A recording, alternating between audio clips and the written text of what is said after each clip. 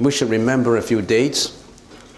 On Tuesday, or Wednesday is Avalokitesvara Day. The day when Avalokitesvara was ordained, eons ago, millions of years ago.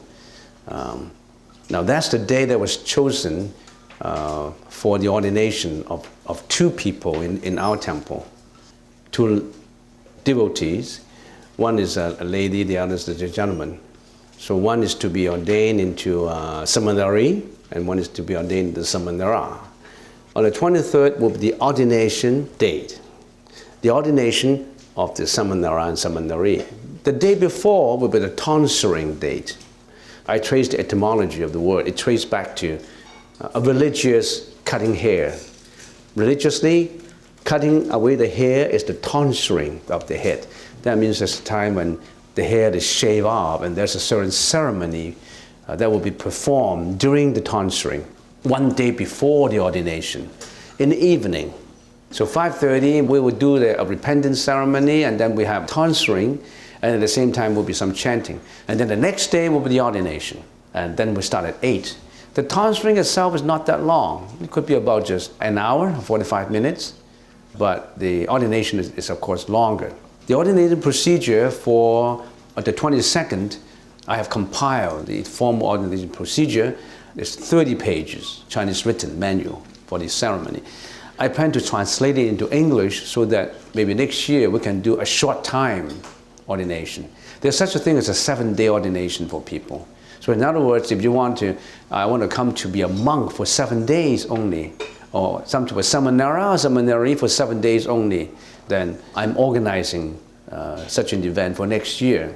So you put it in your calendar in 2014 if you would like to participate. And this year we have two people. One is a lady, the other is a gentleman. The lady is going to be ordained into a seminary. You may not know about this lady because she comes from Hong Kong.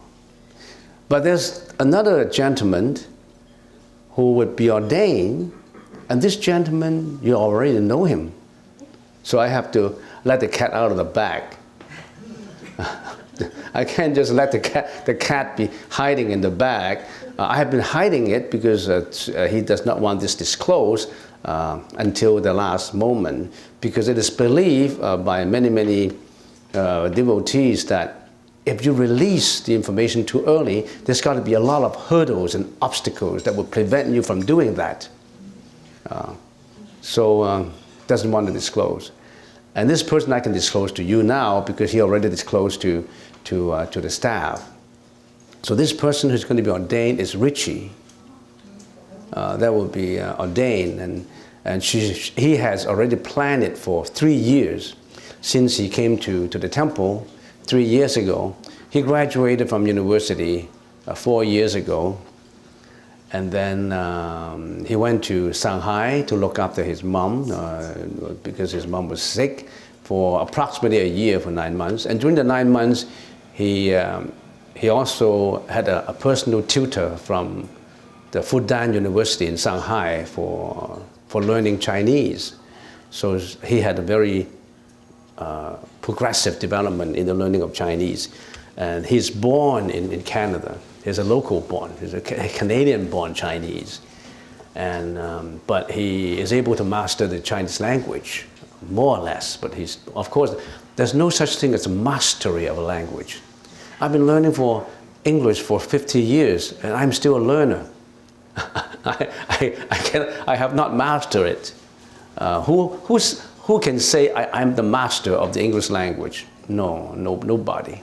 I want to say a little bit more about Richie so that I have a message to get across to you.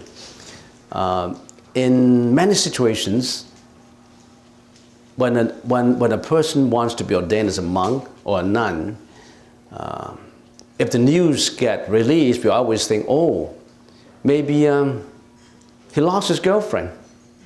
Or maybe he's lost his job, he got fired. And then maybe he has a mental problem and he does not want to be living in the society. Or he's driven out from his home. He couldn't get a job.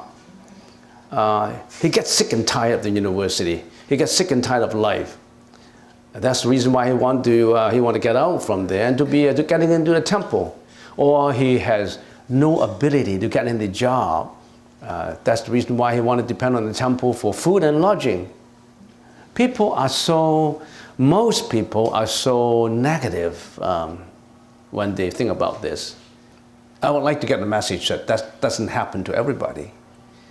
For example, Richie, he graduated 5 years ago, and when he was at high school, he studied in one of the best high school in Vancouver, St. George's, which is a very good boys' school, and he got very good scholastic record. And then he was given a full scholarship at UBC after graduation from St. George's, a full scholarship. He enrolled with one of the Ivy Leagues in America, University of Pennsylvania. And University of Pennsylvania was famous for studying finance because they had the Wharton School of Commerce. Wharton School, the undergraduate studies program of Wharton School is even better than Harvard. Now Harvard is good at MBA, but Harvard is not as good as Wharton in undergrad. So Wharton is the #1 finance and commerce school in America. He went into UPenn and he studied for 4 years, Wharton School, and then he graduated with summa cum laude. And for those who may not know what summa cum laude is, summa cum laude is a Latin word saying a first-class honors. Before he graduated, on the 3rd year, he was enrolled into a summer student program in Hong Kong and Merrill Lynch for finance. And at that time, they recruit 16 third-year students across Canada and North America, 16 expatriates going to Hong Kong, working in Hong Kong. And then after working they pay really high salary for summer students, $40,000 per month plus allowance for housing. And that's very, very high salary for the 16 people. And after working for 3 months, they had an evaluation, and Richie was classed the second of the second hires as a summer student, and he was given a full-time position with Merrill Lynch upon graduation. But he had to look after his mom, so he declined the offer. But then Merrill Lynch said, the reason why you couldn't come is because you want to look after your mom, because his mom is suffering from a very serious sickness. It needs somebody to tend to. So he is staying with his mom for 9 months, looking after the mom. And then he said, I can't come because I have to look after my mom. My mom is sick. That's the case. Good. You're a very unique candidate. I'll open this job for you. You can, for 2 years, you can come back anytime during the 2 years. So 4 or 5 months later, then his mom seems to recover. So he started to think about a job in Shanghai at that time. But at the time, somehow, there was a financial crisis over the world, and Merrill Lynch was swallowed up by other companies. Merrill Lynch disappeared. No more Merrill Lynch. He heard the news from his fellow students in America, in San Francisco. The name of the company is Dr. Cox, looking for a candidate, a staff to help the CEO of the company. And then Dr. Cox is running finance advice on an amount of $18,000 million, something like that, for clients. They are interviewing people from across America. And then so Richie called San Francisco, a number of telephone calls, and then they want to invite Richie to San Francisco for an interview. And they have all the CEOs and VPs and interview him. And out of the 240 candidates across America, those are MBAs and high level, and those are the people with job experiences. Richie was the only person given the job. But then later, his mom passed away, and he was ready to take up the job. But his mom passed away, and unfortunately, his mom, in the final 4 or 5 years, involved in a lot of businesses of her own, and in some investments in properties and all that. And because of her sickness, she make wrong decision in almost all of them. And the estate was given to Richie, and it was bankrupt. No money in there. And Richie returned home after the burial of his mom, and then received a call from the bank. The bank manager said, well, look, you haven't paid up the mortgages for 5 months. And next month we're going to foreclose you. No more notice. So imagine when you're a young guy, your mom died, and you return home, and then you return to your home, your house, and then you receive a call that you have to be evicted within a month. No more place to live. So he started to handle the estates, her mom's estates, a bankrupt estates. And then I said, don't work in America anymore. Just come back to Vancouver and look and handle the estates and help out the temple. And you already have a lot of time to do that. If you work with somebody, then who's going to handle the estates? It's so messy. It's so messy. It's not because in the final years of his mom's years, she couldn't make decisions anymore. Being sick. So he stay and handle the estates. And for the past 2.5 years, with a lot of strenuous work, a lot of efforts, and a lot of consultations, and a lot of really overcoming a lot of difficulties, he managed to turn the bankrupt estates into a profit. So didn't have to go out to look for a house anymore, and he was able to not just turning the bankruptcy into a surplus situation, but was able to make money for future charity work, because he promised his mom that everything will be given to charity or something like that. So at the same time, he's helping out the temple. At the same time, handling a lot of other things. And the time now, he's finished handling the estate. It's all been taken care of now by him. And he started to research into Buddhism since 2.5 years ago. He read Madhyamaka Karika, he read Yogacara, Precepts, Manual, and he read a lot of Chinese books and English books. He was particularly impressed by 2 bhikshus. One is Ajahn Brahm, the other is Venerable Punachi.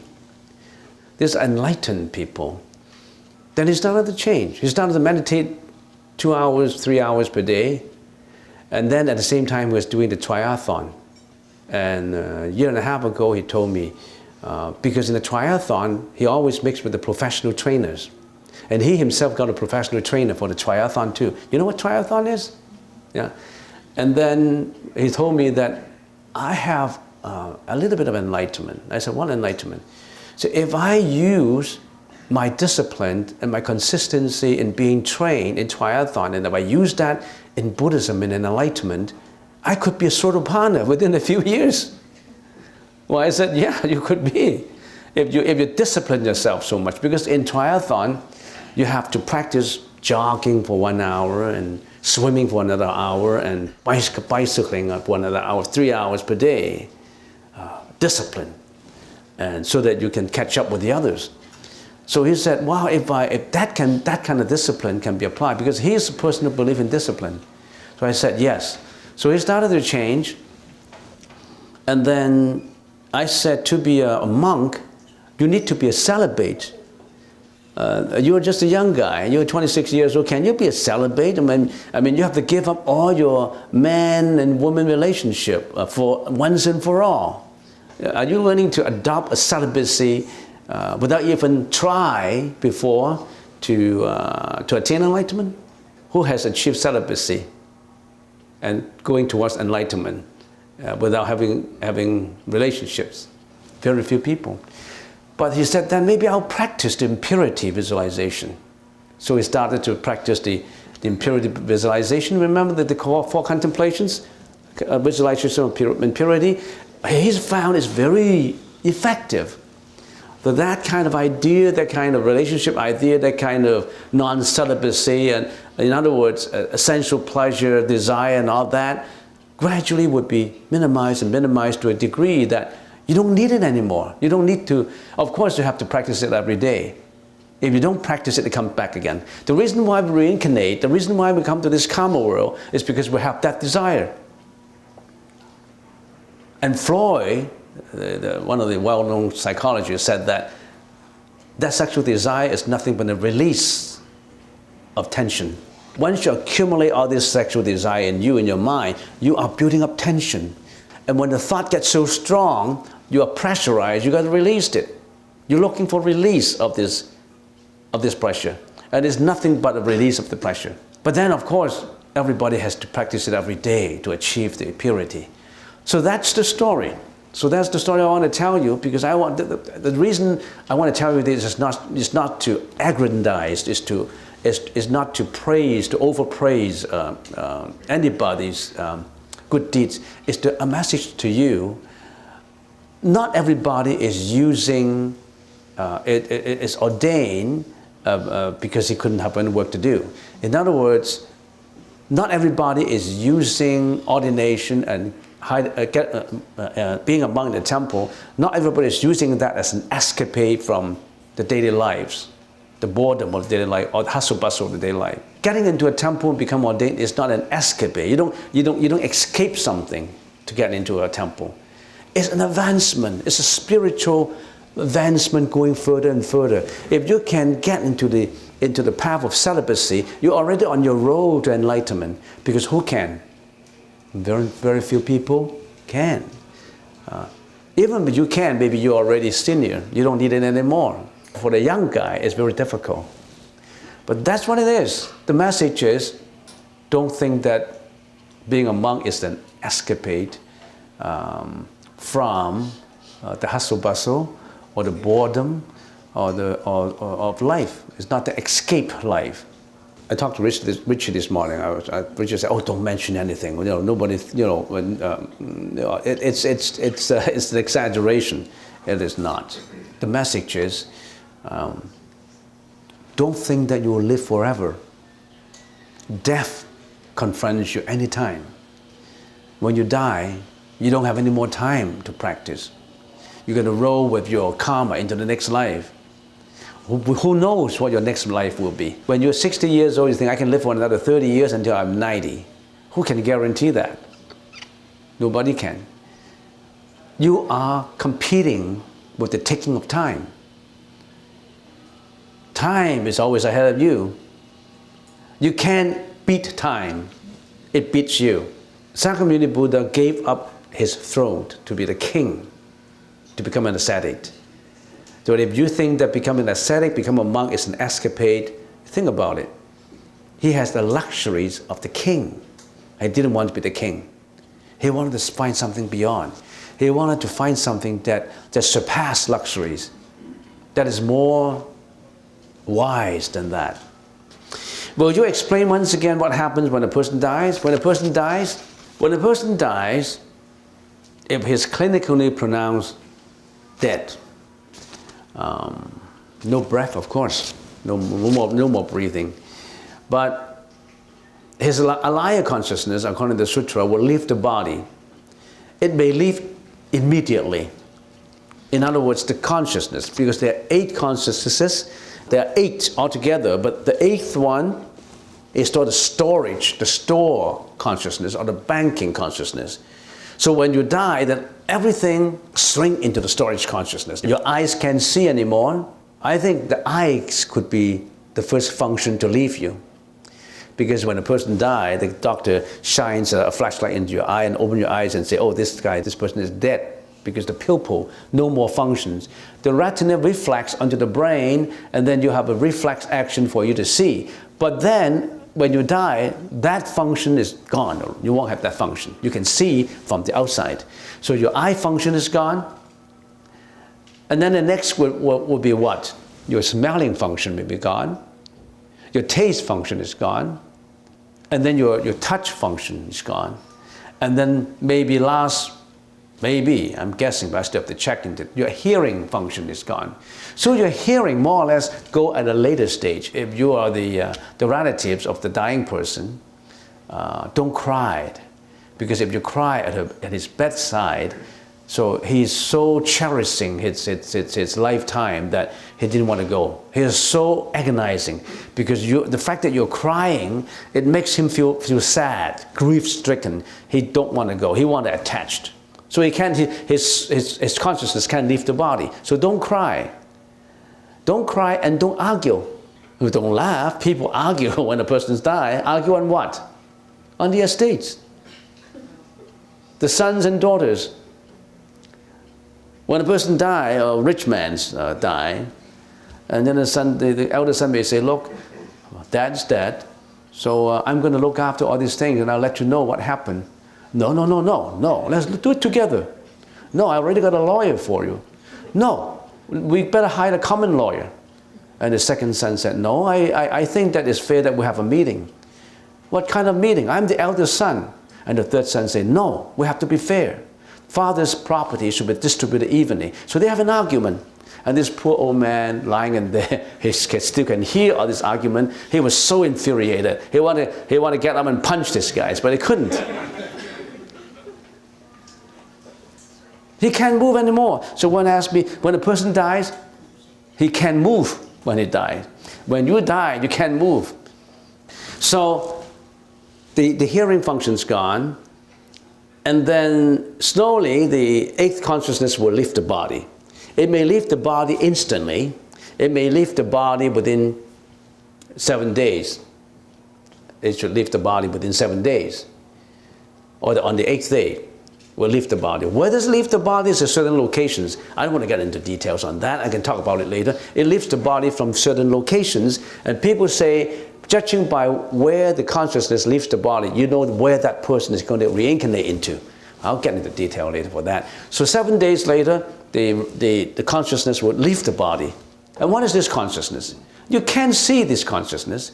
Consciousness is an energy. How can you see? How can you see energy? It's an energy, we call it a liar consciousness, that leaves the body. And it roams about. And we call that consciousness, we give a term to it, and we call it the Bardo stage.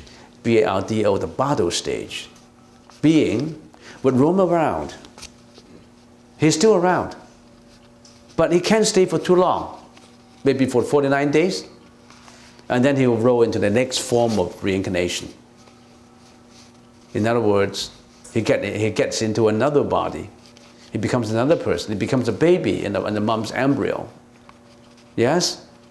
Is that consciousness also the same that is called the soul?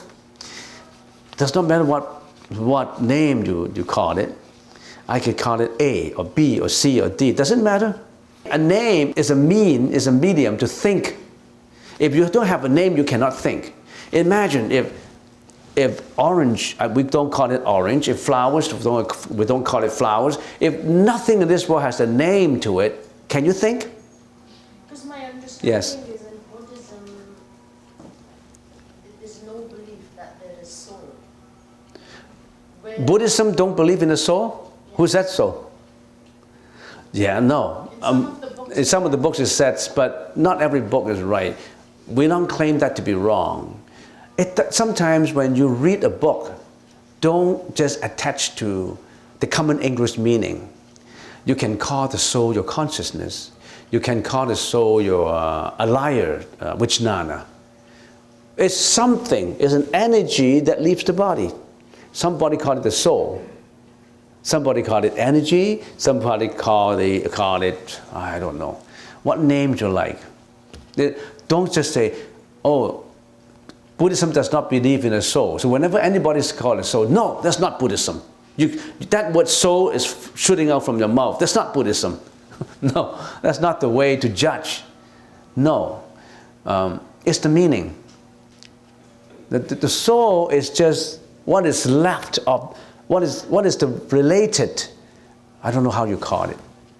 Taragata, suchness, I don't know. It's just a name. Don't attach to a name. If you attach to a name, that's an attachment. I say, whatever you call it, we like it, whatever you call it.